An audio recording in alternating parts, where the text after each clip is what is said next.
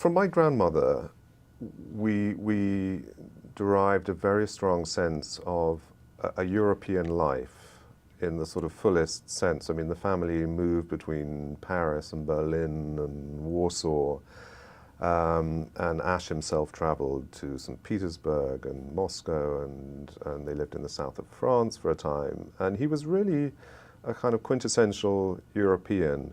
And we still have an image of Yiddish culture and Yiddish literature as, in some sense, a world apart. But I think from my grandmother, I got this incredible sense of, my great-grandfather who was friends with Einstein, with Chagall, with Stefan Zweig, with, a lot of writers writing in German, in French, in Polish. And he was somebody who, it was self-evident really, was part of a sort of European mainstream. And that was something I was very interested in, and I'm still very interested in. And this sense of the creators of Yiddish culture as, as people who were at home in a minimum of 3 languages, and in many cases 4, 5, or 6.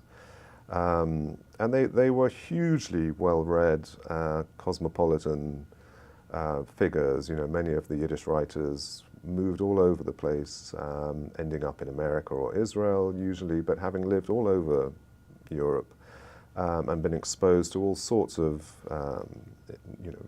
different traditions.